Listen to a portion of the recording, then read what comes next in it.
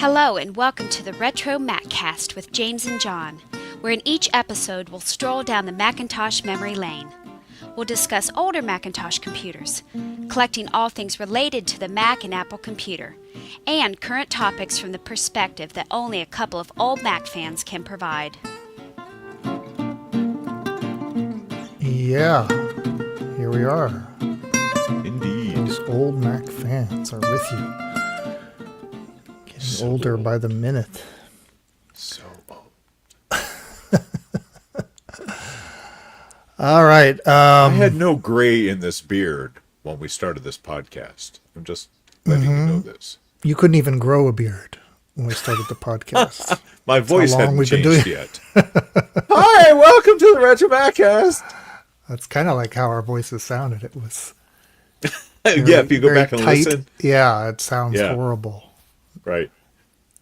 Even worse than now, if you can imagine that. Let's see. Let's go ahead. Enough of the chit chat. Let's just get into it. We got a lot All right. to talk about. Let's go in 3, 2, 1.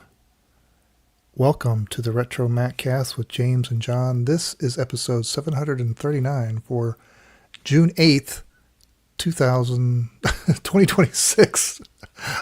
I messed all that. I got stuff popping up on my screen.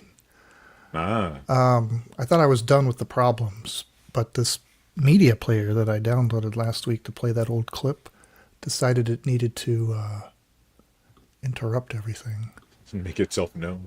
Anyway, June 8th, 2026. Did you get that part? Yes. How you doing? Yeah, there we Good go. evening, John. Hey, I'm doing great. Speaking of problems, I found a good use for Microsoft last week. Oh, for So- Copilot? Is Yes. this where we figured out what was going on? Yes. Yes, right. So I remember I was having these wicked, just total system crash problems. They've been plaguing me for a few weeks, just really annoying. And one happened, fortunately just one happened last week, like at the beginning of the show. And so right after we were done, I took the crash report and John and I were talking about it. I was like, I said something like, think in this day and age, they could present a Right. crash report that was It human wasn't just readable. gibberish. Right. They could only be read by, a machine. I was like, and the light bulb went out or off. Light bulb went off, went on. That's the expression. And so I fed the crash report.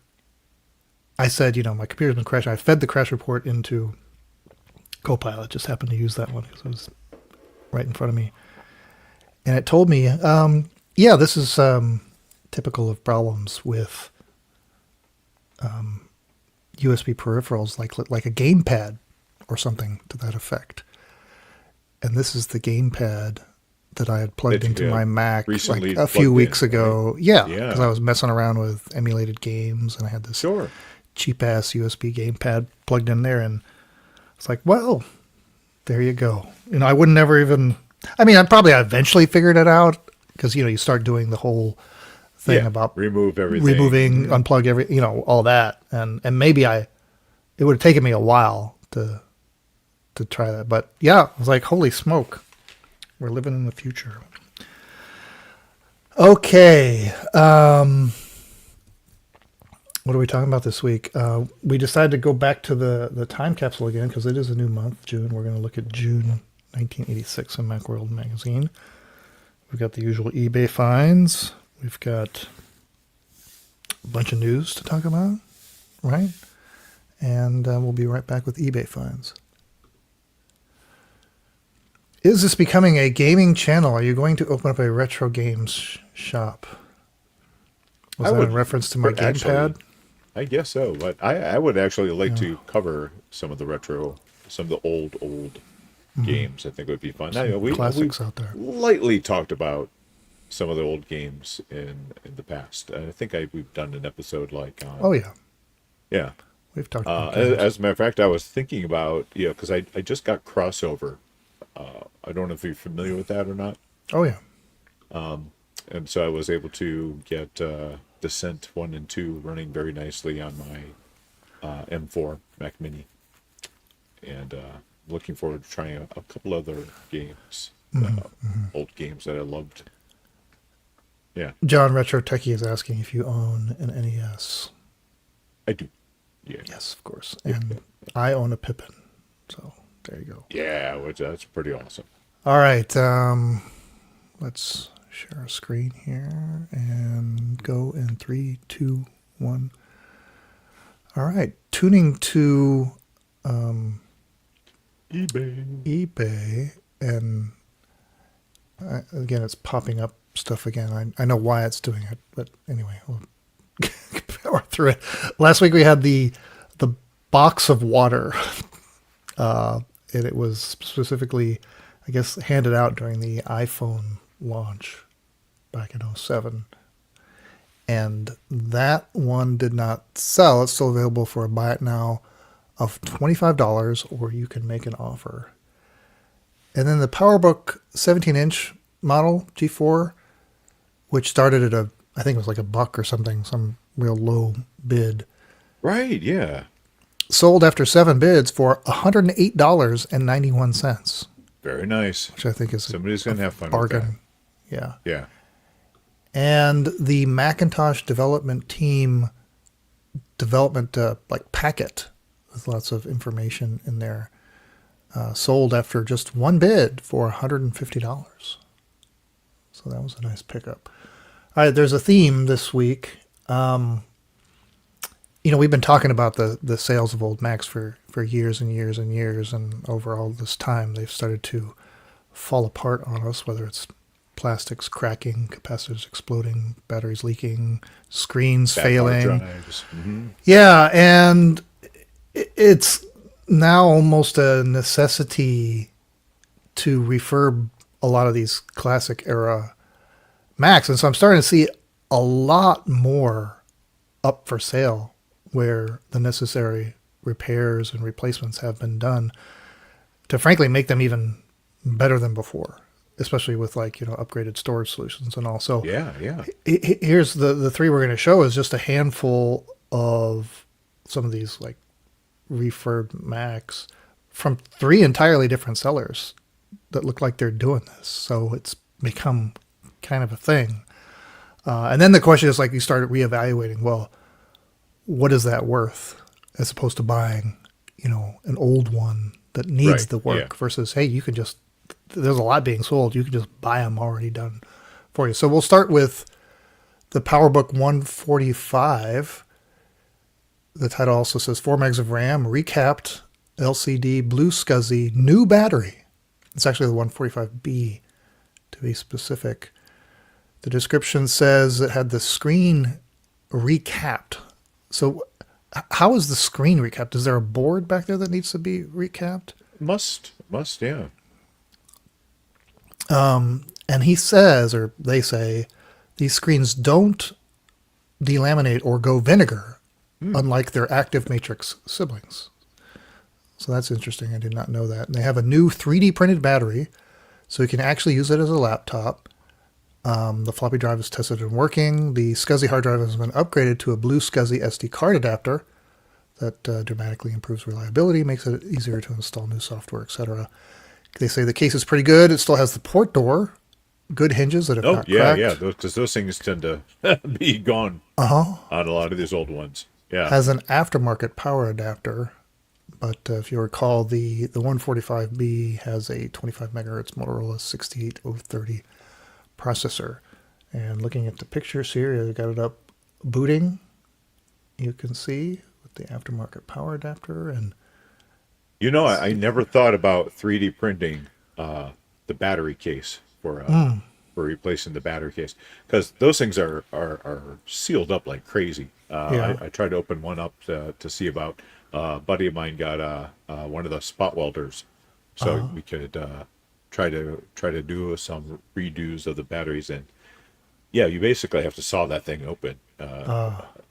So I like this. I'm gonna definitely have to talk to him about 3D print some cases for the new batteries to go. There's a picture of it right there. Yeah, that's awesome. Pictures all look great. I mean, there's a few scuffs and things, but what do you want for a computer that's 30 plus years old?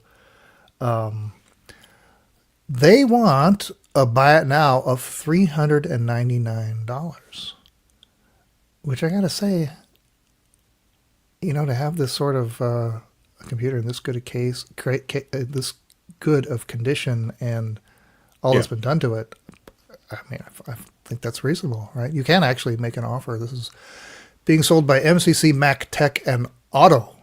They have a 100% positive rating with 1,175 ratings. So that's pretty awesome. Wow. pretty awesome. So look at that. All right, let's go to the next one. Next I may have these in wrong order for you. That's go fine. to the classic too. Yep, I see it. Yeah. Okay. So this is first of all, this is actually my favorite of the compact Mac case designs. I love the classic and the classic too. I like the slightly rounded front. And these things are notorious for the caps having gone bad on the boards on these. And these are all very tiny surface mount. There's no through the hole. These are all surface mount. And this one's been recapped, and it too has a blue SCSI. And this one never had any other really big problems like the analog board going weird on you or anything like that. So just the fact that this is recapped and it has a blue SCSI should keep you going with this one for quite a while. See, it has the replacement pram battery. Yep. They've also replaced the pram battery with one of the button batteries. It looks great. And again, this is kind of interesting. Price for it is $399. Totally different seller, like you mentioned. Yeah. This one doesn't have the keyboard and mouse. That's the one thing you're gonna have to track that down. So that's gonna add a little bit. It's ADB. It's an ADB. Yeah. It's not easy. like you're having to go for something weird, right? Right. Yeah. So still a great, and they break down all the actually pretty good detail about all the work that's been done on it. So all right, let's and honestly, these classic twos, gosh, I think even just barely hanging on there with original parts is going to cost you at least a few $100s, right? So Yeah. So the fact that somebody has cleaned the board, put new caps on it. Yeah. Nobody's getting rich over doing this for you. Let's just say that they're actually doing, I think, a great service. Okay. And the last one, the title is Vintage 1993 Apple Macintosh LC3 Computer, fully recapped and blue SCSI. The title says, I've personally added and done a lot of work to the specific computer. The motherboard has been completely cleaned, all electrolytic capacitors replaced with ceramic tantalum. There's 32 megs of RAM in it, or added, totaling 36. They did a new battery install. The power supply is completely cleaned and recapped. Floppy drive cleaned, lubricated, fully tested. And a new 3D printed eject gear installed. Blue SCSI installed with 3.5 gigs of storage space with 7.5.3 installed, among other applications. And then even put in a 3D printed bracket. And computer case was clean interior or out. No chips, cracks, some scuffs and other things, but let's look at the picture there. They show it running, and a bunch of software is on there. Of course, easy to add if you want. I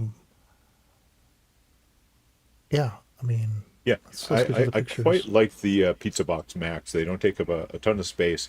Yeah. And the things with internal monitors are nice, but there's something to be said about having something that takes an external monitor, because you can hook a cheap LCD up to it if you don't have a tube one. And of course, the nice thing about the LC3 is if you've got a spare Apple IIe card roaming around, they're perfect in there. So you can see a little yellowing there on the top. I don't know, that might be addressed. You see there is some engraving for Topeka Public School on the front, but at least it's small and well done. Yeah. It's not like some of these cases where they took like a big branding iron and gouged it into there. Yeah, right. You can see a tad yellowing. I like the clips aren't broken on the lid. Yeah. Just And, very and nice. and and again, any surface mount, I'm still trying to get better at doing the surface mounts like this. Yeah. They're not easy if you're not that experienced. I don't even think what we said what they wanted for this. $315 or 315, best yeah. offer. And I don't see a keyboard or mouse on this one. They don't mention that, so it's not in the pictures. So you'd have to add that, but no biggie. Yeah. And that's sad underscore Mac with 1380 ratings and 100% positive. And I noticed that they had a number of these that they're have for sale. So they're cranking them out there. So that's good to see. Very nice. Okay. I love it. I love it. Yep. Just it makes That's it such yeah. so easy for people to collect Right. Retro Max if they don't have the additional burden of trying to diagnose and repair on their own. But but that's a good thing to learn too, obviously. Yeah. But doesn't have to be done. People are doing it for you. All right. We're gonna go. Hey, Steve. Nunez, hello. Retro Techie. All right. Let's see. I need to add. Oh yeah, he mentions the LCD. Yeah. What true. about the LCD? Yeah. Pretty sure that didn't come with the LCD. The LC3. Oh, right. No. Yeah. Yeah. Okay, here we go. In 3, 2, 1. All right, we're turning back the clock 40 years to June 1986 in Macworld magazine. The cover is The Key to Excel, Unlocking Your Database. And even though that's the cover, that's not a very exciting story. I don't think we're going to talk about that article. That is But really let's the problem with these Mac worlds is they are There's a lot very of business business-centric. focus. Yeah. Yeah. Yeah. I mean, I used to read them and then subscribe, and then I would, especially when I was young and I had like no interest in reading about Yeah. spreadsheets. Well, I don't know if we mentioned this online or if I just mentioned it but I'm looking very forward to later this year when we get to cover the first issue of Mac Addict magazine. So, 'cause Yeah, you're saying it, that'll it debuted it's later gonna be this year in yes, 1996. 96. Yeah. Yeah. All right, let's go to page 13 in the magazine. The article is "The Challenge of CD-ROM." This is wild because it's looking at the future and how CD-ROM is going to revolutionize the way we consume data and store it. And here, of course, you and I have seen both the ascendance and the decline of Yes. CD-ROM. And it's fun to read an article talking about it coming. And actually, it was a long time coming because this is 86. And when was the first time you had a CD-ROM? Oh, With your gee computer? whiz. I was probably Probably when I bought my 6200. I was probably like 94, maybe, Yeah. right? So, yeah, it took a long time, but there was the author, David Bonnell, is talking about Microsoft's first international conference on CD-ROM in Seattle in 86. Wild. All right, let's go to page 33. We've talked about this before. I love the ads. Used to lust after the Mac table, the only table exclusively for your Mac. It looks Yeah, as if wish I Apple. could find one of those. It's so cool. We've seen them on eBay from time to time. Yeah. They're a little worse for wear, and of course it'd be prohibitive to box this up and ship it. But yeah, it doesn't look like Apple actually sold it, and of course they tried to play it off like they did. See, even here with the table with like the little Picasso sketch under the word table, little Yeah. zigzag. But just the ergonomics, and you don't even really see any furniture these days. Of course, we've got the stand-up desk and all this, but there's that sort of that angled platform Right. for the Yeah. To make keyboard the like keyboard. that. Yeah. You've got keyboards that do that adjustment, but this idea of this two-part desk, you just don't see that anywhere. It's almost like a part drafting table. They say it was $60 off this month. I remember they were expensive. I don't see a price Oh, there. sure. Yeah. Yeah. All right, let's go to page 78. Yeah, what's going on here, John? All right. Hang on a second here. My PDF was slightly different. Oh, yeah. All right. So this is, we'll give you a free Macintosh and a $5 discount if you register for Macworld Expo Boston by August 1st.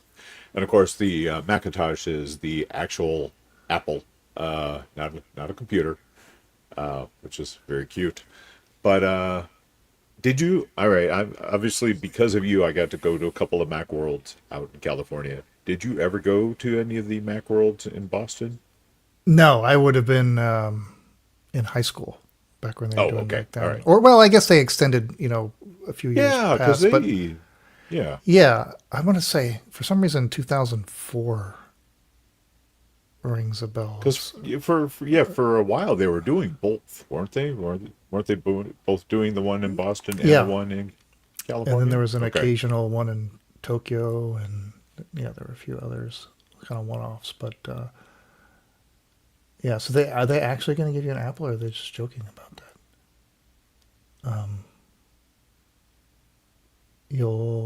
Yeah, I guess they did hand out actual fruit when you showed up there. All right, well, That's funny. fun. I like that. I wonder if anybody saved one and is trying to sell it on eBay. Page 102, 3D in depth. Yeah, can you Early. imagine being able to can't. do 3D rendering on a Mac Plus or earlier? Yeah. Yeah. So this review covers three different software packages for it. It's Mac 3D, Mac Space. Oh, sorry, four. Easy 3D and Mac Model. Looks like the Mac 3D is going to be the easiest one to use because it's basically just doing what do you want to call it? Where you've got the outline and then it does the basically Wireframe. a lathe. Well, it does a lathe of whatever you've done the outline on. So it I just see. so like they show the one a picture of a coffee cup and a saucer, and they both of those were done with the lathe, and then they did the handle in a different one. Yeah. So yeah, there's no standardization between how the different 3D ones work. A couple of these are a little bit more CAD. Couple just you draw a side view, and it interpolates. But just the fact that this was doable on a Mac Plus Yeah. is just kind of incredible. I can't imagine how long it took to render, even if it was a simple 3D. Right. Yeah. It must have been very Now, painful. and I don't know if you remember the one of my favorite Macintosh books was Zen and the Art of Macintosh, and the author Green used some of the 3D software for some of the images in there. Which, again, pretty cool. Awesome. All right, let's go to page 142. Boy, Excel was on the cover. Of course, Excel still is with us today. But Microsoft also had Flight Simulator back in '86, and Flight Which Simulator. I played the Flight Simulator on the Yeah. their Apple II version a lot instead of doing my programming class in high school. But it looks like it's the exact same thing where you got the flat mountains in the back, Yeah. and you could actually leave the. You could just keep flying until that little chunk of land was gone, and eventually it would wrap back around, and you come back. I love that. It was so much fun. And I'm sure the Mac version is got to be pretty cool with the higher res graphics than the Apple II. Sure. But just take a look at that screen, and if you've seen the current generation Microsoft Flight Simulator, it's almost indistinguishable from real life. Like in certain circumstances, you would swear it's the real thing. It's really close these days, so it's quite a long distance they've gone with this software. It'd be fun to go back and play this flight simulator, just because I remember playing early ones too, and just like the frame rates were so awful. Like it was like Yeah, yeah. tick tick tick. It was Yes, about the right. the Yeah. frame redraw. Turn-based flight yeah. simulator. Yeah. Where fly where no man has flown before. Microsoft Flight Simulator. All right, let's look at page 149. This one struck me. I didn't remember these little ad inserts called Inside Apple that they would put in these magazines. Yeah, because they mentioned this one's volume 2, number 2, and Yeah, I don't yeah, remember seeing them when we've looked at other back right, issues. yeah, Yeah, I have to almost want to go back and look, but this one highlights a number of things. First off, the Mac Plus as being a new computer now, and goes into detail about what makes the Mac Plus a must-buy. And then what I found interesting is the pitching of other products besides their own. Now they do show the hard disk 20, they show the laser writer, but on the last page they even have a 3 server from 3Com. For the uninitiated, disk servers are storage devices that allow your Macintosh Plus to share information and other services with other computers over a network. And they show a picture of this thing. Look at this! Look at this piece of hardware right here. yeah. I don't even know what's going on here. It's got Right. like I also 3 don't have any parts and- sense. I don't have any sense of scale on this. There's no banana next to it, so I have no idea how big this thing actually is. Well, this looks like a key. Does it look like a key to you? Like you Yeah, put a key in there which to a lot unlock of it. servers. The servers had the yeah. So that kind of gives you a little bit of scale. So it's not small, this thing. Like it's, you wouldn't just pop your Mac on top of it. It's a big guy. I don't, gosh, I wonder if that actually made it to market. I've never seen one. I guess it connected to what? The floppy port? Serial port. Serial port? Does it SCSI? I don't know. Was it an early SCSI product? I would assume with something like this where it's a server, it would be multiple computers hooked up to it. Yeah, through some not just some one. interface, right? Well, I didn't know if it was hosted by it'd one have to be computer Apple and Talk. then hosted by one Right. computer Well, it would with a still direct be- connect. Yeah, One might be, but you'd still sure. inevitably be talking a serial connection. I'm thinking. We'll have to look that one up. All right. You wanted to talk about this game. Is it pronounced Ractor? Raptor. Yeah. Let's see, what page is that? 148 in the magazine or 48. 156. So I used to. This is kind of another one I used to play on the Mac. I'm sorry, on my Apple, but darn it. Sorry, I'm having to find it. I'm showing it on the screen. I don't know what you're looking at. Well, I was going to read. You said it was 143? 156 on the PDF. 156 on the PDF. Okay. Sorry, guys.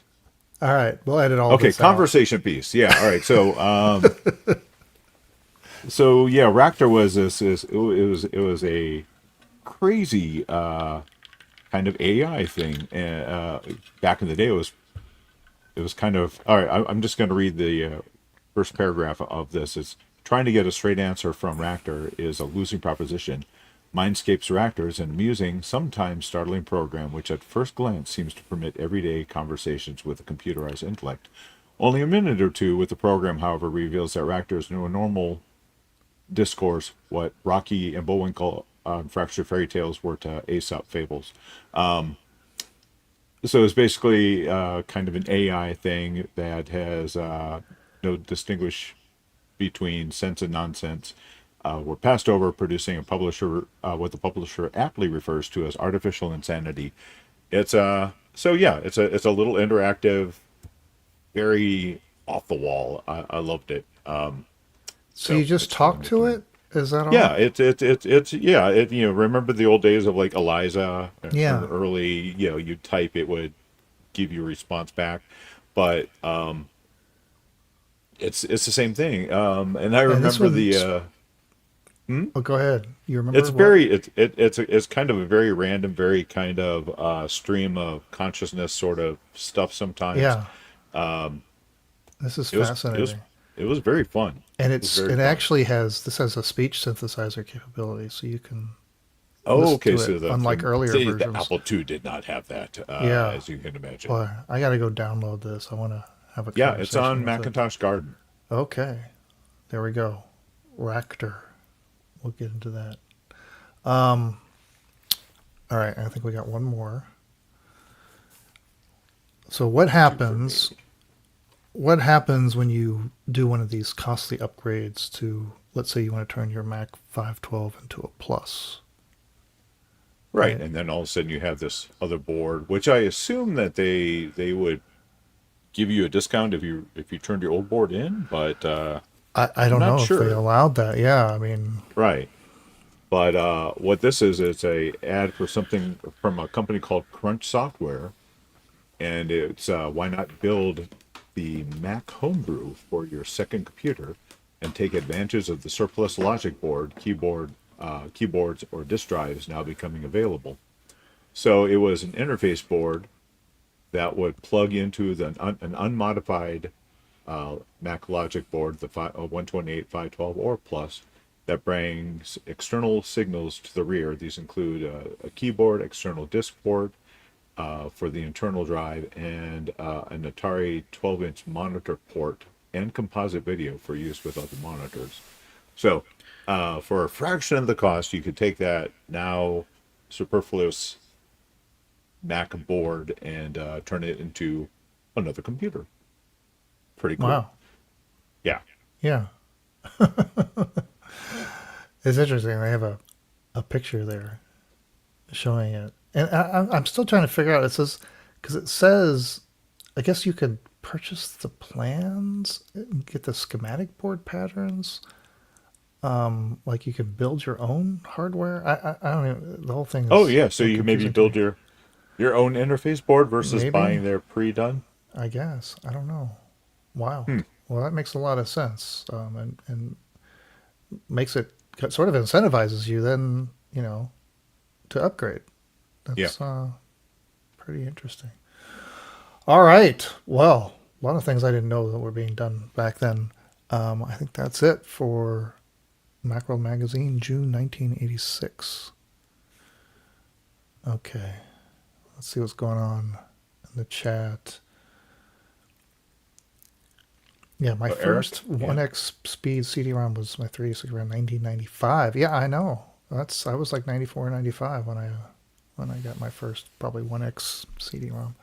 Do you remember how crazy it was when you when they first came out and you had the caddy to hold the Yes, mine CD? was a caddy. Yeah. All right, let's see. I gotta add another screen back, and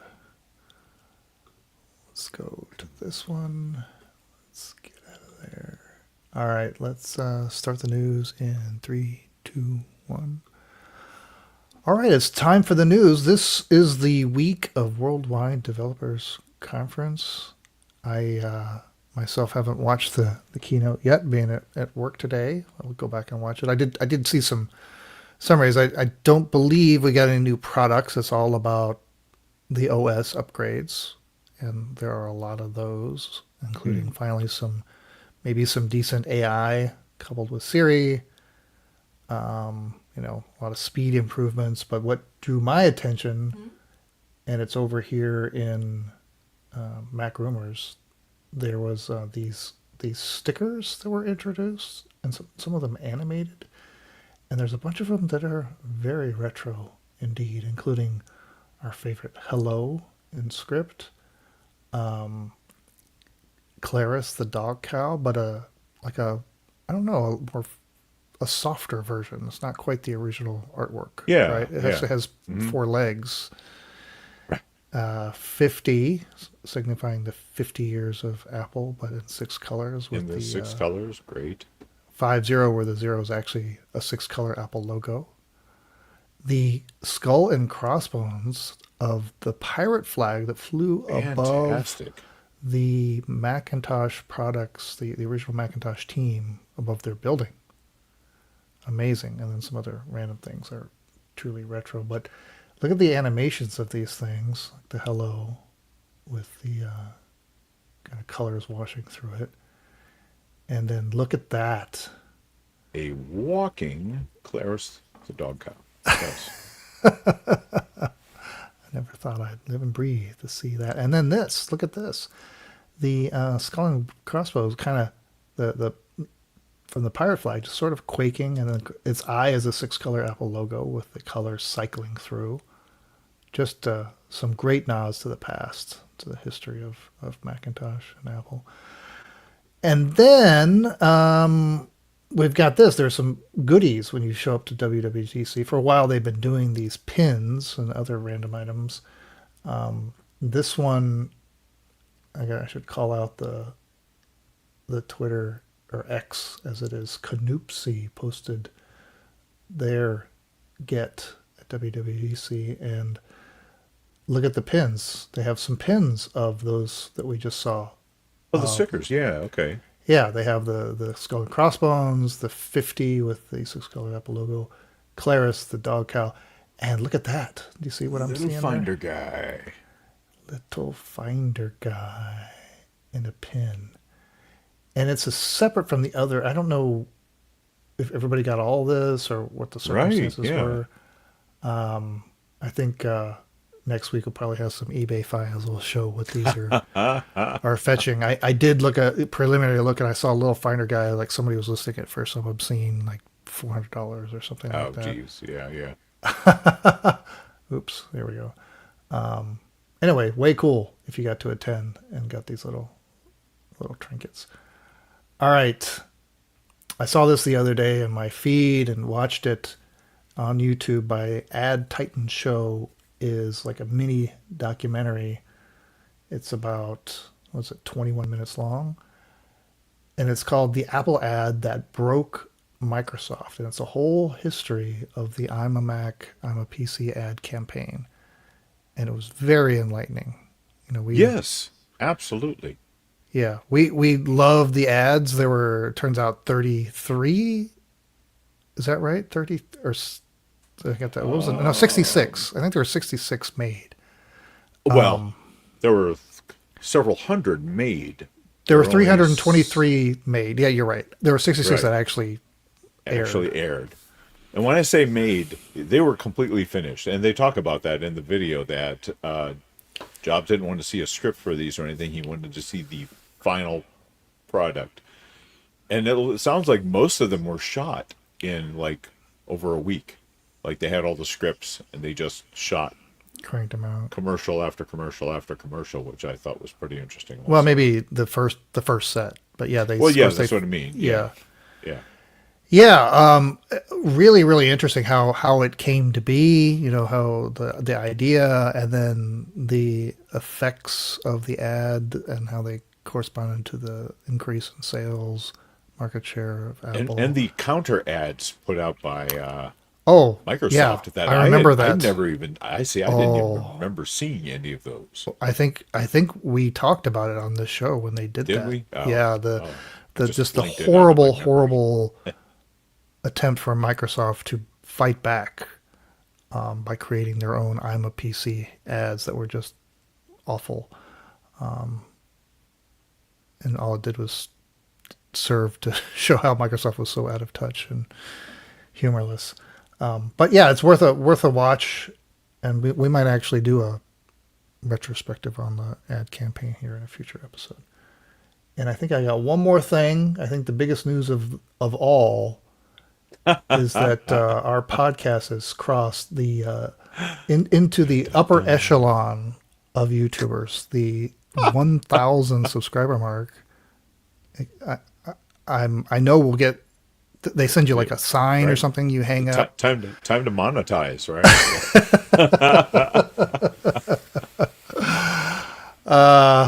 Yeah. So thank you for everybody that subscribes. It only took almost 20 years. No, this is just the YouTube channel. We've only been doing this for only 10 years. No, I don't. When did we start? during COVID. About 2000. It was during COVID. Yeah. You mean 2020? Yes. Yes. Yes. Yeah. Not 2000. In the year 2000. See, Retro Techie's the one who put us over. There you go. There we go. Thank you for pushing us over the edge. We promise that all this fame and notoriety will not change us. We'll still... Maurice, get me a coffee! All right, that's the news for this week. Okay. Cool. All right. Let's Retro Techie said buy it, James. Oh, I the think that was $400 referring to pin. the yes, yeah. I would love one.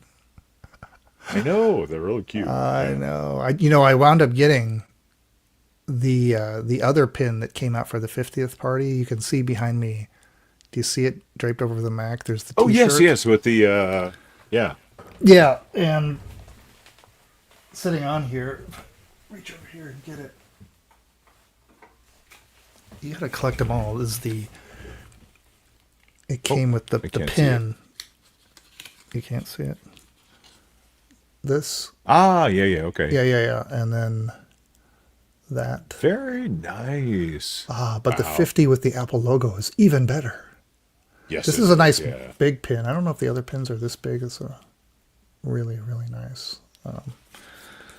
I waited until the price dropped a little bit. I wasn't one of the early adopters this time, but all right, let's wrap it up in 3, 2, 1. All right, that just brings us to the end of the episode. See, no crashes. Fantastic. Problem fixed. Next week, I have an idea. I haven't talked to John about this yet, so I'm going to pitch it to him right now. Okay. I was looking around the archives looking for just stuff to show, and I came across this little guy right here. I'm not sure we ever did an episode on the A1. Ah, yeah. Is that one of the FPGA based ones, or no? This actually has a 6502 on it. This is an Apple One hardware emulator that came out in 2006, so 20 years ago. And just for grins, I wanted to see if they were still selling them or if anything's been done. And it actually has been activity. There is a new version or a different version of it. Yeah, please. I'd love to hear more about that. I messed around with this thing for a little while, and back probably even before we started the show. I got it probably around 2006. So anyway, I thought we'd talk about the A1 Apple One emulator board. And yeah, I think we'll just end with that. We'll see you next week. Thanks for joining us. Thanks for coming to the YouTube channel. We're streaming on YouTube 7 p.m. Central on Mondays. And hope to see you in the audience one day. All right. Just remember, it's not old. It's retro. Okay. Give it away to your subscribers. What, the board? No, the your pin. Oh, the 50 pin? No. Yeah. This is I was looking at this thing and I was like, well, maybe I'll get it up and running again.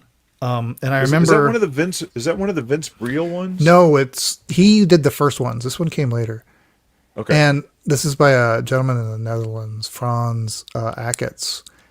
And I was looking at it, and I remember I used to keep around a Sony TV with a composite in, because that's what this video is.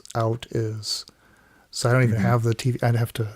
I'm sure I can improvise a solution. Do you need something with a composite? I've got converters. I've got all kinds of stuff. Okay. I don't know that I'll actually get around to even messing with it. But it also has the keyboard is a PS2 keyboard. Oh, wow. Which I don't have any PS2 keyboards. I used to. I do have one of those. You can, if you really want to. So desire. Wow. Yeah. So it's a fun little thing to mess around with. But I mean, when you think about, these kind of things are being done, but when 20 years ago, this was a lot harder to do. Right. Yeah.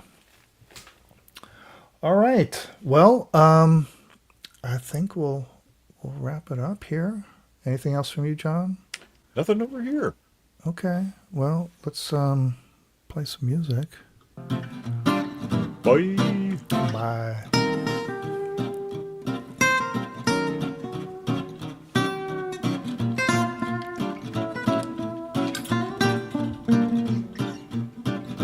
Thanks for listening to the RetroMacCast with James and John. Email listener comments and questions to retromaccast@gmail.com or post comments on our website at www.retromaccast.com.